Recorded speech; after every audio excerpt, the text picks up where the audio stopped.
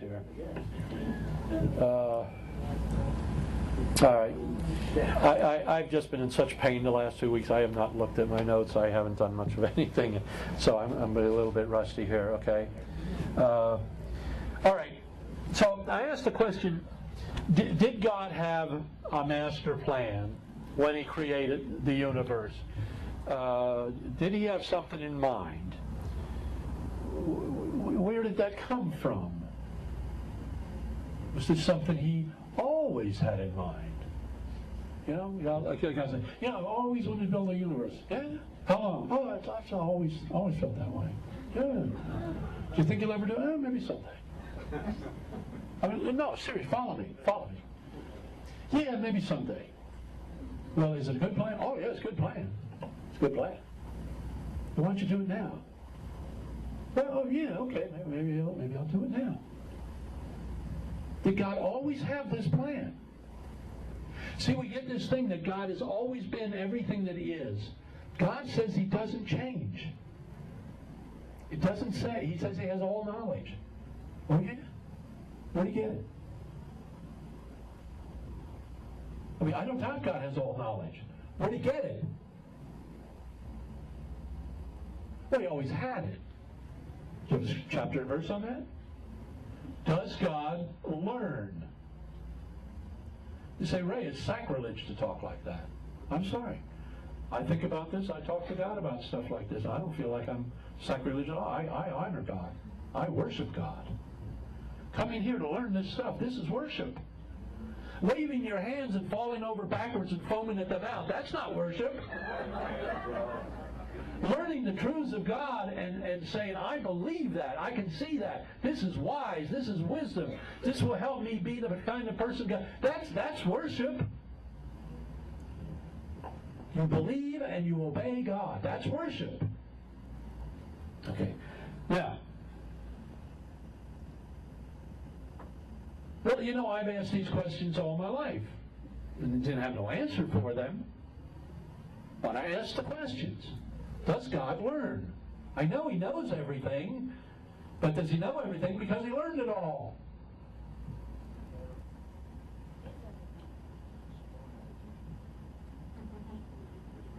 So, I thought, well, you know, a lot of stuff we're not going to know. But then I've also believed that there's so much more in the Bible than we've ever seen. I mean, it's in there. There's so much in there. You just have to pay attention to the words. No, I look at Scripture and I read them over 30, 50, 180 times. And sometimes something jumps out at me. I'm relentless. I'm like a bulldog.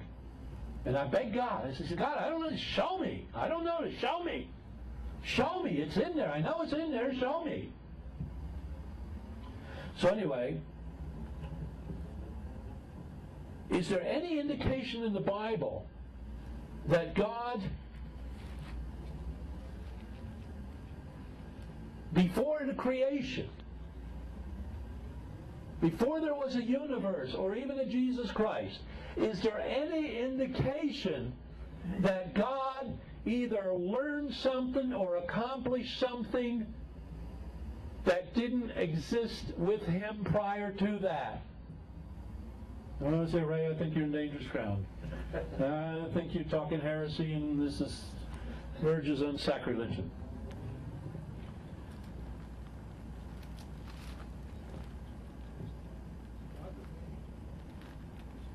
I asked the question. I had a debate with a friend of mine. Who's got some screwy ideas, but he's a nice guy. Anyway, and I was talking about emotion. He said, Ray, God does not have emotions. I said, well, what is love? And how come God is love? And if love is an emotion, no, but that's just for human terms. He's so way above that, beyond that, and everything else. But then, over time, I got to thinking about that. I said, wait a minute. In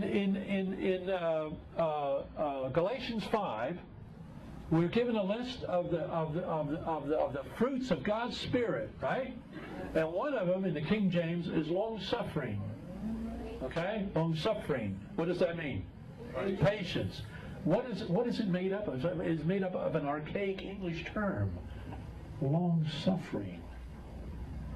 To suffer, listen to me, to suffer long.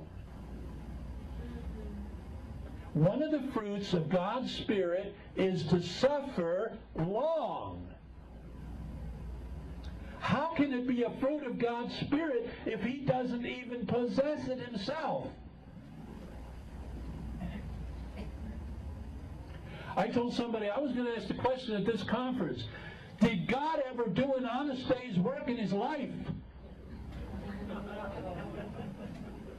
I mean a really hard day's work. Did He?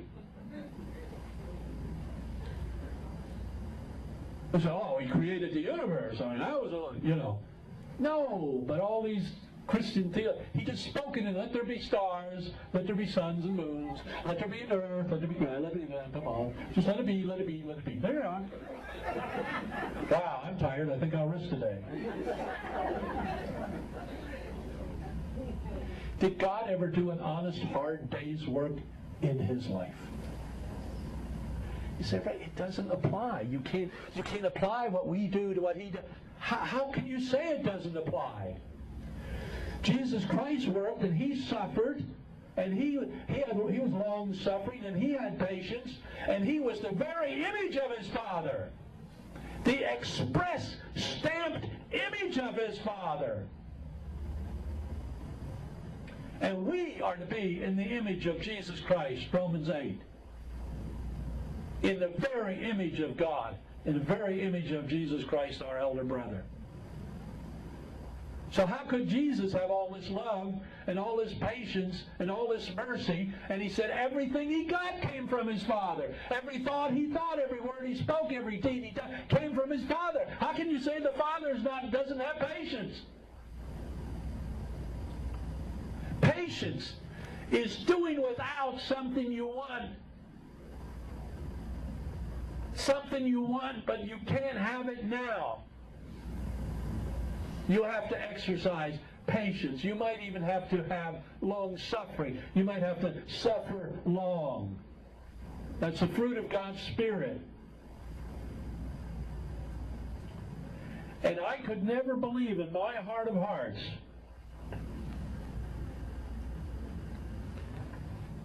that God would expect of us things that He wouldn't move His little finger to do Himself. Jesus Christ berated the Pharisees. He said, you load these heavy, heavy burdens on people. Very difficult for them to do what you tell them they need to do to be holy and righteous and good. And you wouldn't move them with one of your fingers. Is He accusing the Pharisees of something His own Father is guilty of? Are you following me?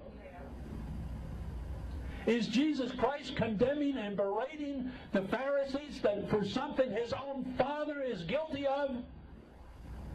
That He lays heavy burdens on us and He wouldn't lift them with one of His fingers? But we have to. We have to suffer through 60, 80 years of sometimes horrible misery and disease and heartache and everything. What does God know about that? Nothing. I don't think so. I don't buy that nonsense anymore. I think God has gone through a lot for us.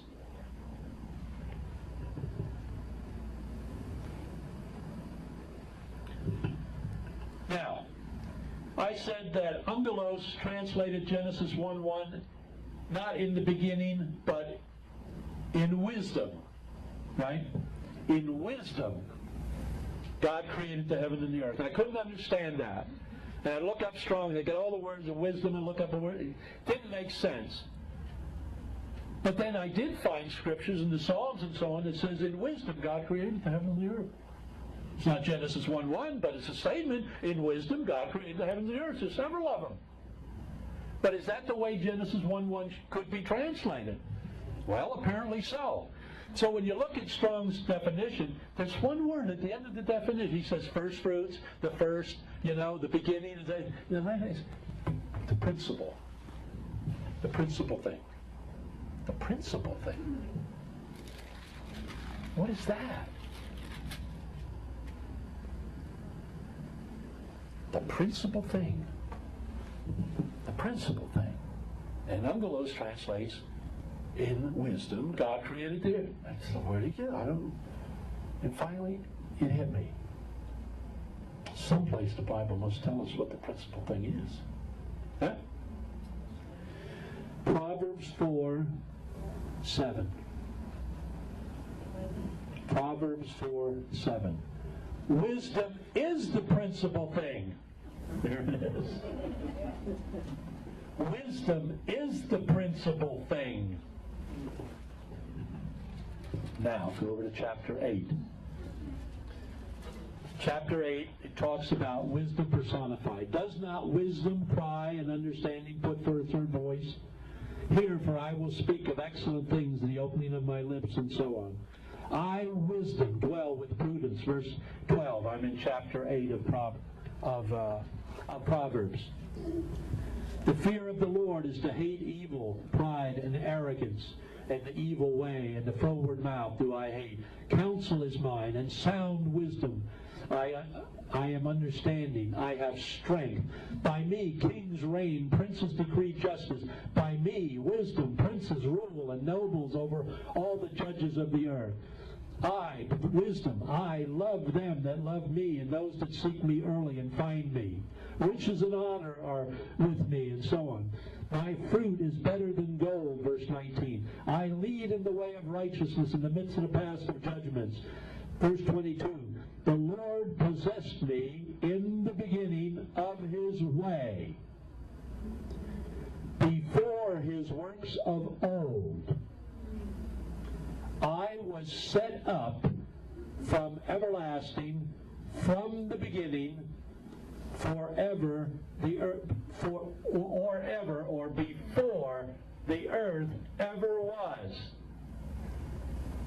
Wisdom is speaking in the first person. I, wisdom, I was with the Lord in the beginning, before there ever was any works. I was set up ere the earth was, before there was an earth. Now, here's where I got this, and you'll never get into King James. When there were no depths, I was brought forth. When there were no fountains abounding with waters, before the mountains were settled, before the hills was, I brought forth. While as yet he had not made the earth, nor the fields, nor the highest parts of the dust of the world, when he prepared the heavens, I was there. When he set a compass upon the face of the earth, when he established the clouds, and so on and so forth. Who was there with God? Wisdom. Before anything was made, who was there with God? Wisdom. Where did it come from?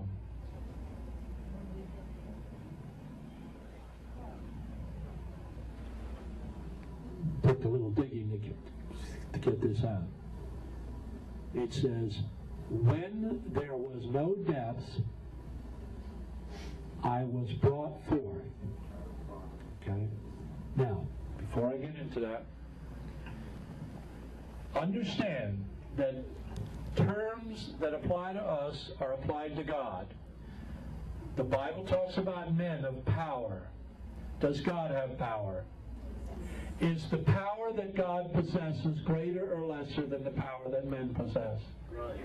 Much greater, considerably greater, infinitesimally more greater. Does God have mercy? Yes.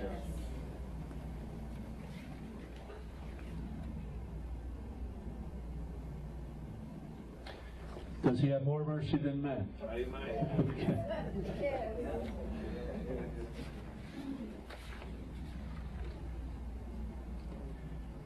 Does God have love? Amen. Same love we have, right? Same amount. You cannot compare the love that God has with the love that we have. So yes, we have love and we kind of know what it means. But it cannot be compared with the love that God has. Now, therefore, whatever words are applied to us, when they're applied to him, it's infinitesimally more greater and more profound. Agreed? Okay. The word there brought forth in chapter 8 is kol. Kol, kul, keel. A primitive root, properly, it can mean, in some contexts, it can mean to twist or to dance, but this is only one application of it. But it means to writhe in pain. Okay? Not just to hurt, to, like I felt for 2 weeks, writhing in pain, just can't even think straight. Writhing in pain. What? What verse? I'm not in a verse. I'm giving you a definition of a Hebrew word. But we're in chapter 8, verse 24. It means to bear, to bring forth, to calve, to be with pain, great, grieve, grievous, sore, pain, sorrow, travail. On and on and on. Those are powerful words, aren't they? If you went through all that, you'd think you were in childbirth. In childbirth. Guess what this word means here? I was brought forth. Travailed, birthed.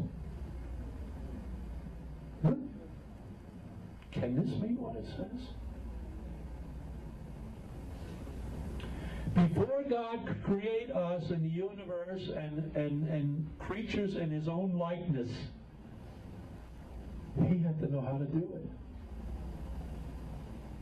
How hard was that? Oh, it's nothing too hard for God. There's nothing too hard for God. Too hard, that means impossible. But how close to that does it come? Are things very, very hard for God at times? Did God ever do an honest day's work? Did God ever suffer? Was God ever long-suffering? Did he have to have patience? He could not build this universe until he possessed the wisdom to do it. Before the creation came the master plan and the wisdom to do it. How did he get that wisdom?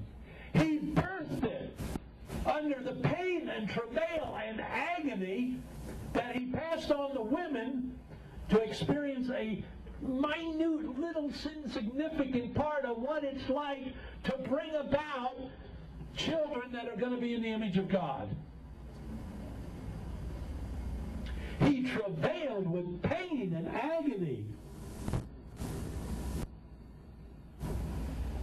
till wisdom was birthed out of him so that he could now build the universe. It says so. I mean, you can say, well, I don't see it. I don't care. This wisdom was with him before the heavens and the earth. It was with him. But where did it come from? He birthed it with great pain, travail, and sorrow. It was difficult for God. So don't think God hasn't done anything for us. God has never suffered. God has never had to work hard. God has never had to go long periods of time and not get what it is that he wanted.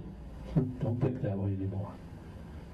You have a Father in heaven that can identify with everything you are. Okay, go ahead with that. Do we level forward?